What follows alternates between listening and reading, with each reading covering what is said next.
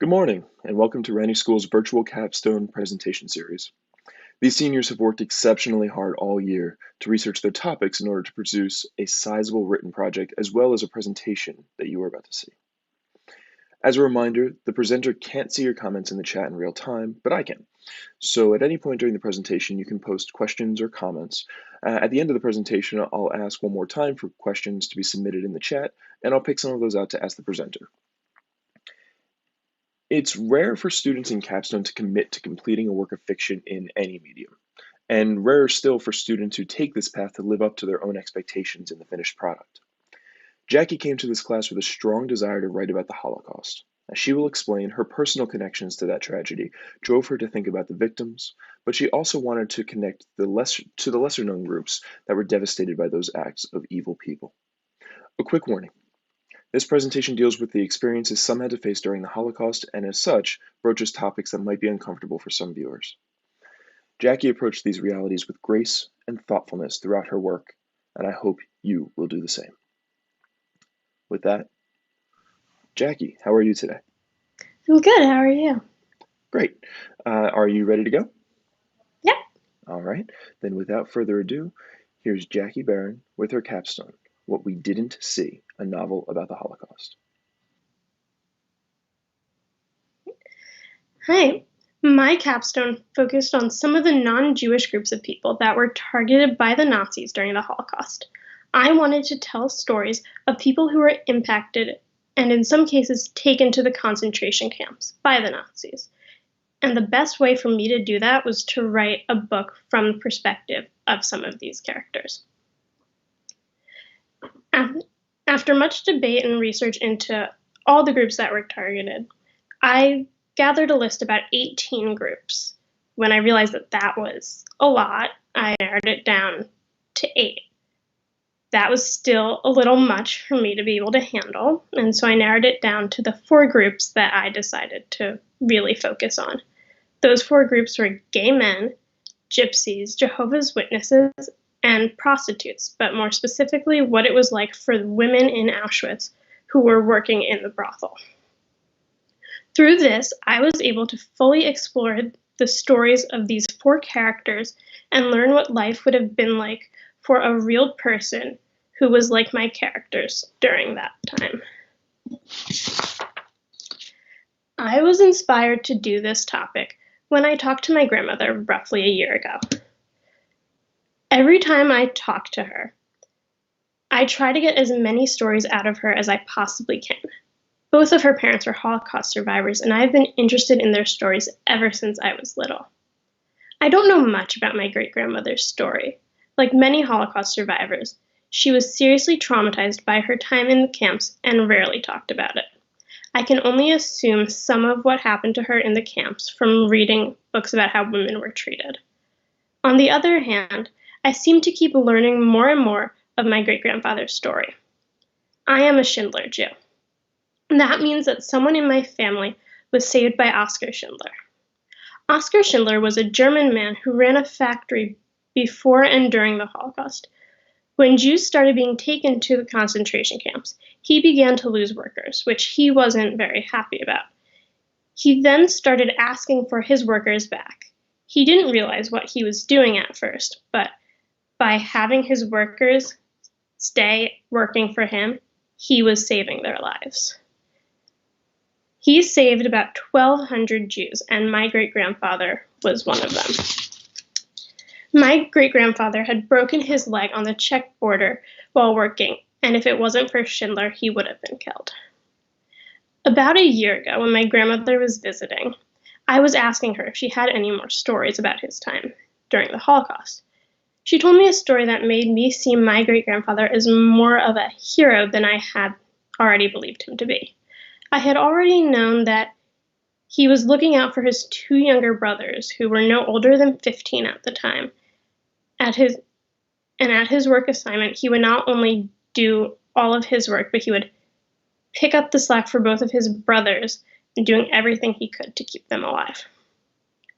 My grandmother told me that night that the night that Schindler had him sitting by the radio listening on the day that the Americans came and freed the camps. He was the person that told Schindler that it was safe to let everyone in the factory off of work. If they had been let off any earlier, they would have been killed. This got me thinking about the Holocaust and how little I really knew. I had heard tons of stories of the Jewish side of it, but had never heard the other side. I had always been taught of the 6 million Jews that were killed and the 5 million others. When I was really little and learning about it, I thought the 5 million others were all just nice people who were hiding the Jews or trying to save the Jews. But as I got older, I realized that it was other groups of people that didn't fit into the Aryan race that Hitler wanted. So before I dive into discussing my research and my project, I just want to briefly touch on Holocaust Remembrance Day and Yom Hashoah. These are two different days where we honor the victims of the Holocaust, those that survived and those that didn't. International Holocaust Remembrance Day is a day to remember the events of the Holocaust. It was on January 27th this year, and I forgot about it until about noon that day, when I started seeing posts on social media. Something else was being celebrated that day, and that was Kobe Bryant's death. Because of this, I forgot about a day that I should have remembered and that should have been very important to me. Yom Hashoah is the Jewish holiday that honors the Holocaust. This year it was on April 20th. There are services held at my temple, and this year they were on Zoom, and we light a candle to honor the victims. Before the Holocaust, gay culture in Berlin was thriving. It was similar to what New York City is like today. However, when Hitler came to power and started pursuing his idea of the Aryan race, this all started to change. Nightclubs like this one were being raided and shut down. Police started keeping lists of gay men to eventually imprison them. In the case of the story that I wrote, my main character, Stephen, was at a nightclub that was raided, and although he escaped, he was eventually found out as he was on one of those lists. As I learned from testimonies of people who were in similar situations, gay men weren't always taken straight to the camps to be killed. They were taken to prisons, and it also wasn't guaranteed that they would stay in the camps for a long period of time. If at any point it seemed that they were no longer gay, they were then able to leave the camps. In the camps, gay men were forced to wear a pink triangle as means of identification. They were grouped together in barracks like most prisoners of the camps, they were abused. In the case of one of the testimonies I read, there was a gay man who had found his boyfriend in the camps, and he was forced to watch his boyfriend get eaten alive by dogs. Throughout the story I wrote, we get to follow a gay couple that gets separated, and while they're in the camps and they're trying to find each other, and they eventually do. They are heavily focused on what their life would be like outside of the camps and what their life would be like together if they were to get out of the camps one day. The stories of gypsies were very similar to those of the Jews. They were taken from their homes to gypsy camps in ghettos and were then taken from those camps to concentration camps. The gypsy camps in the ghettos were buildings where the gypsies were forced to live. No one was allowed to leave, and the conditions were rough. There were large families forced to live in apartments that wouldn't even be comfortable for a family half their size. Gypsies were sent to the camps before the gypsy camps were even fully built. Because that part of the camp was still under construction, they weren't separated by men and women in the barracks. With a shortage of beds, families were each given one bed. This was very cramped and crowded. Once the camp was finished, the men and women were then separated into different barracks. I used my knowledge of Jewish stories to help shape this specific story. This one was also very sad, which at times made it difficult for me to write. However, I loved getting to watch my character grow up in a sense, as she gets married right at the beginning of her story, and I enjoyed getting to write her story and fully experience it. This was a story that I found to be incredibly interesting as I researched and wrote it. Jehovah's Witnesses were targeted because they were unwilling to conform with this new normal that began when Hitler came to power. They opposed the war and refused to fight in it. They also refused to take part in the new customary greeting, the Hail Hitler. The greeting was more of a gesture than it was the words themselves. I learned from a testimony that children in schools who were caught not doing it by teachers were at times embarrassed in front of their whole schools and then sent to reform schools if that didn't work. I found this to be incredibly fascinating since I didn't even know that reform schools like that existed before I watched a video from the Shoah Project. However, when it came to adults, they were taken to camps if they refused to renounce their faith. To renounce their faith, they were asked to sign a document with a list of conditions that meant that they were no longer going to be a Jehovah's Witness. Once in the camps, Jehovah's Witnesses were forced to wear a purple triangle as identification so that any officer would know why they were in the camps. In my story, my main character's parents are given this document that they have to sign or they will go to the camps. Like many others, they refuse to sign the documents and they end up in the camps. Before that, they had been writing their daughter, who was in a reform school at the time, and she didn't know exactly what was going on until she stopped receiving letters from her parents. For this section, I focused more on the brothels within the camps and what it was like for someone to work there. Working in the brothels was both a curse and a blessing. If a woman was able to work in a brothel, she wouldn't be able to have children in the future once she was out of the camps, if she would make it out. But she was also given more food, nicer clothes, and the luxury of her own room.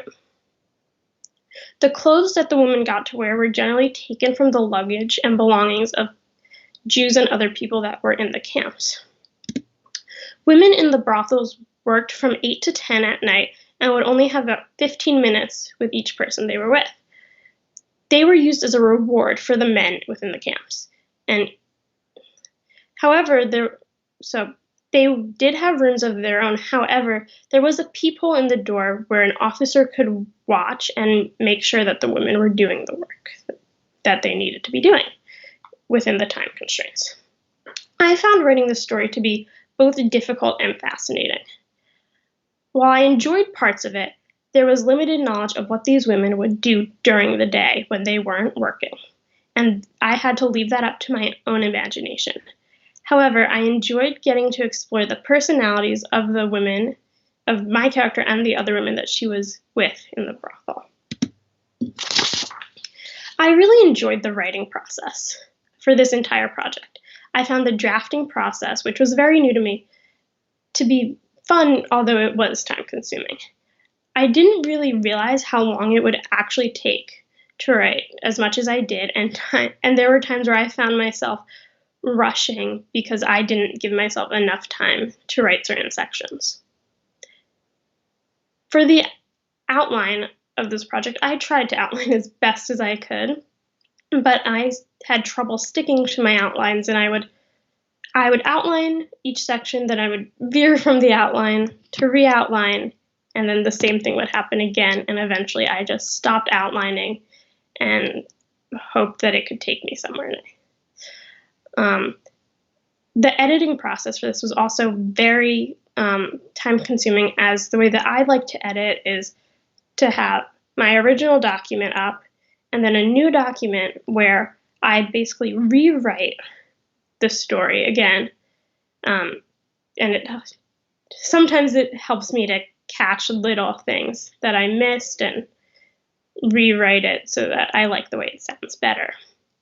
As for my research, the biggest help that I found was the United States Holocaust Memorial Museum in Washington, D.C., which I went to in October.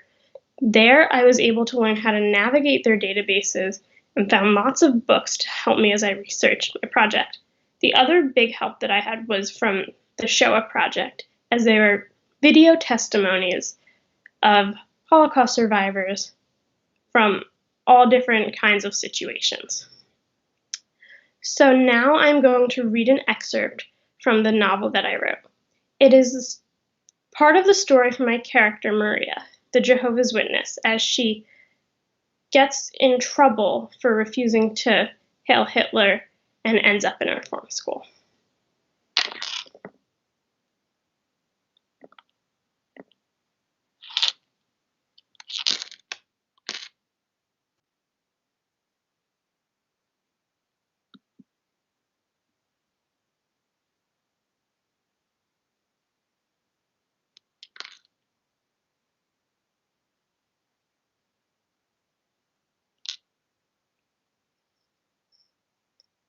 I normally didn't do anything without my friends so that I could hide behind them, in case we ran into a teacher in the hallway and had to hail Hitler.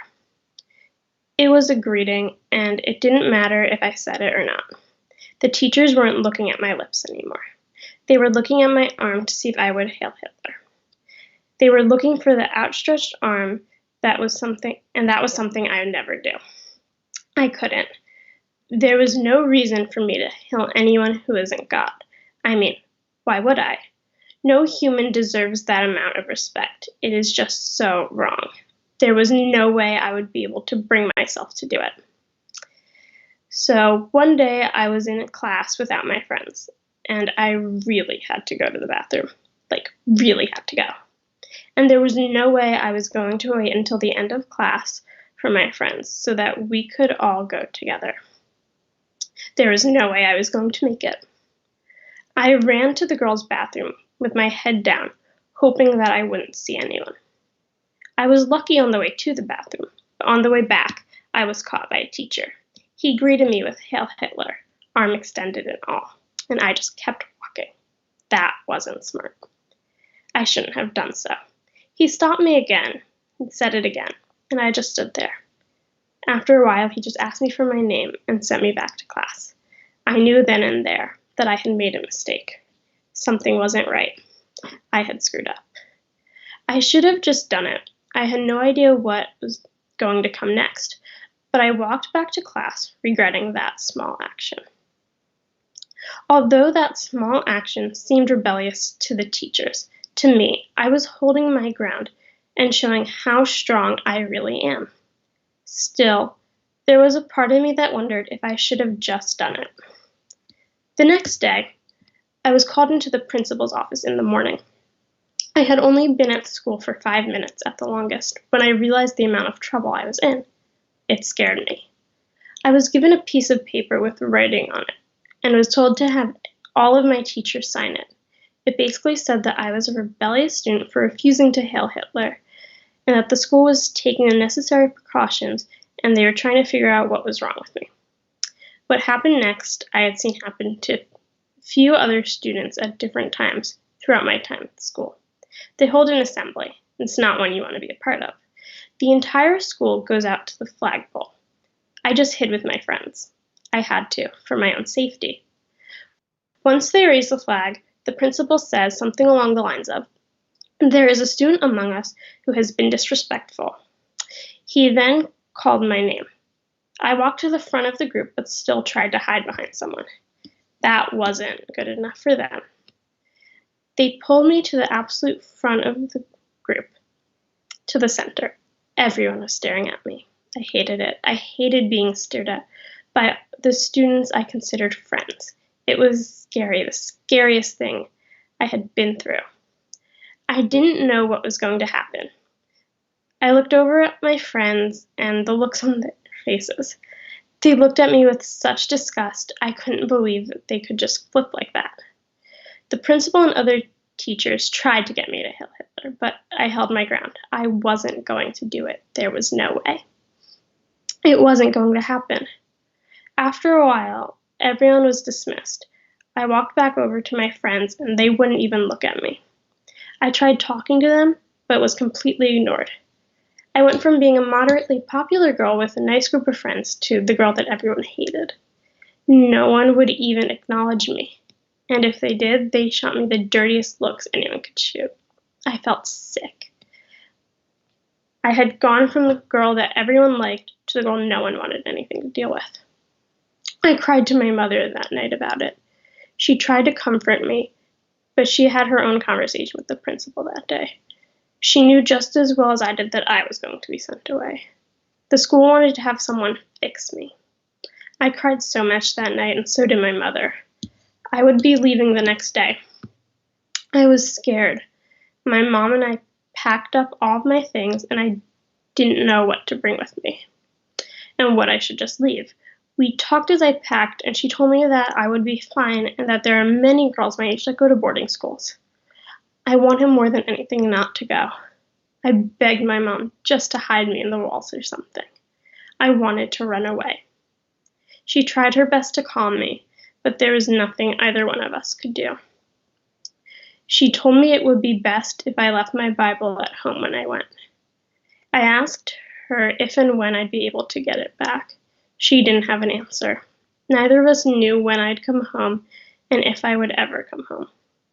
We could only hope that I would come home one day. We hoped that I'd be able to see her again. I wished for the best, but I was absolutely terrified, and as much as my mother tried to act like everything would be fine, I could see it in her eyes that it wouldn't be. She was just as scared as I was. I walked to the train from our house early that morning. I cried as I said goodbye to my mother and got into the car. I didn't want to be leaving her. It was scary. I was then taken in the car. The car ride was long and I had only been in a car once before, and about halfway there we had to stop because I got sick. The car finally slowed to a stop. I'm not sure how long the drive was. It could have been only 20 minutes or it could have been 2 hours or anything in between. My sense of time became warped from that moment on. We stopped at a cottage-looking place. I was forced out of the car with all of my belongings. I walked up the steps to the front door, and I was shaking. I had never been so scared in my entire life. This big woman came to answer the door. She took my belongings from me, and another woman ushered me up to the dorm-like room. The walls were lined with beds. I was shown where my bed was and was told that my belongings would be joining me eventually. They just had to search them first. I was then told the rules of the place. The most important one was no talking unless a teacher or adult speaks to you.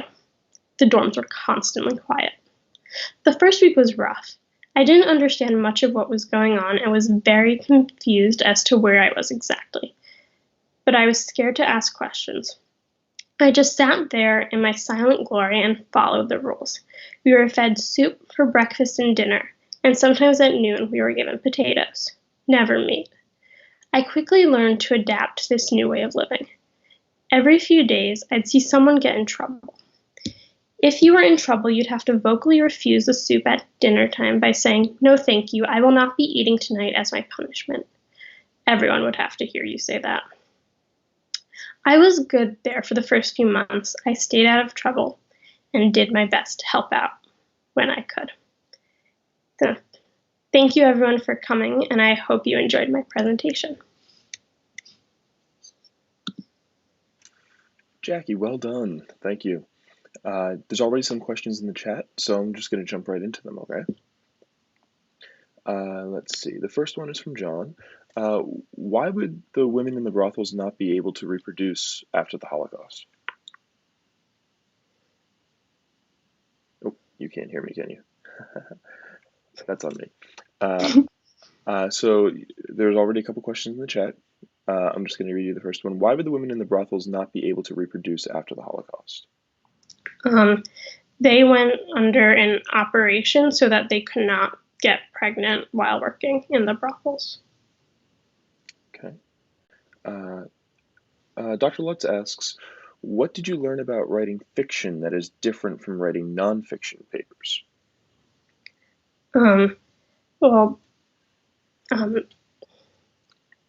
There was a lot that I could sort of leave up to my imagination, and it wasn't all just facts. And I really enjoyed sometimes getting to kind of play around with that. I'm just as a follow-up for myself, how did you balance the research that I know you did with being able to, make up some of the details and keep it historically relevant and accurate? Well, I did the majority of the research before I actually started writing. Mhm. So once I was writing, I kind of just let it.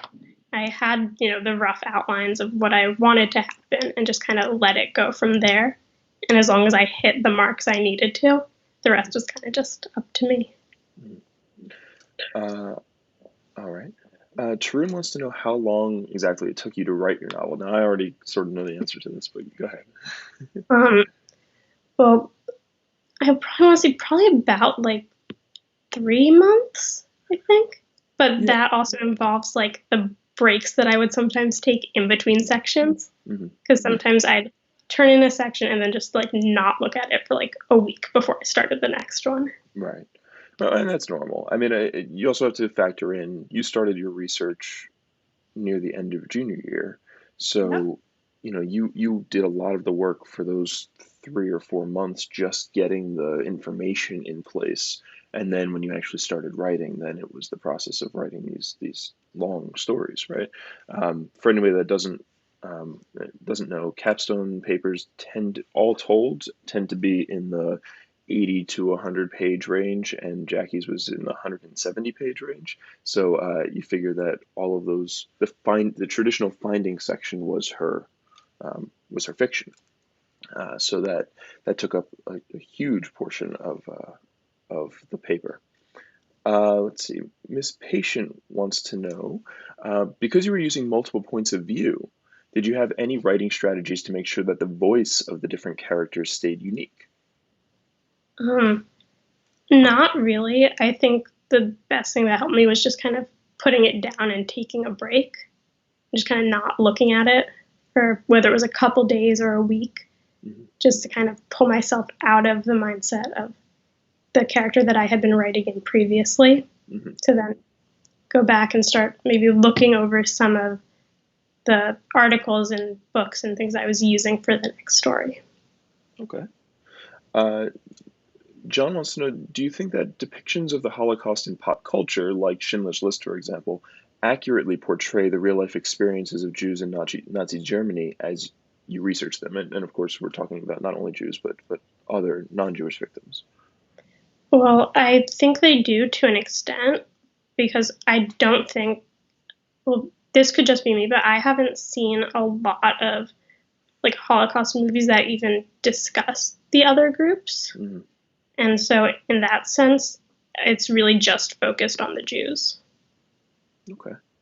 Miss Curry wants to know if you're going to be publishing your novel so that we can all read it. Um, I don't have any plans to publish it right now, but Hmm. maybe one day. Okay. Dr. Holden says, great job. How have your studies of the non Jewish victims and the experience of writing about them affected your understanding of the Holocaust, and how do you think we should remember them? Um, well, I've grown up learning about the Holocaust, but there was and still is so much that I don't know about. And I really enjoyed getting to kind of experience and learn about the little areas that I didn't know anything about. Um, Okay. yeah. And I think there were one more question from Dr. Martin.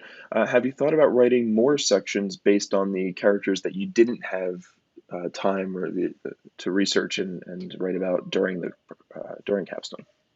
Yeah.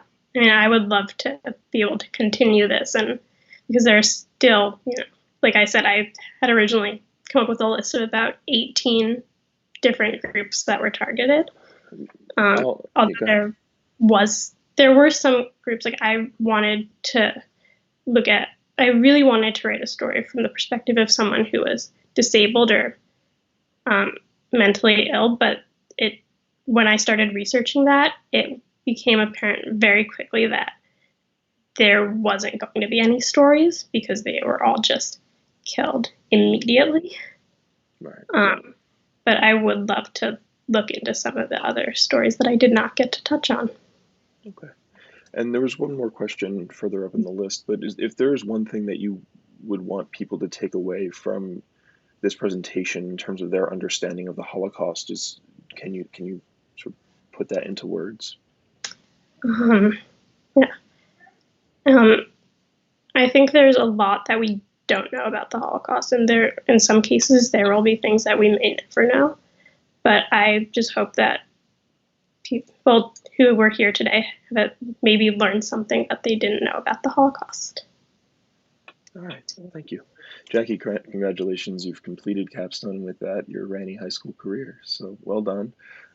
For everybody else, um, I just wanted to remind you that we are going to be continuing these presentations all day today. The next one is in about an hour at 10:30.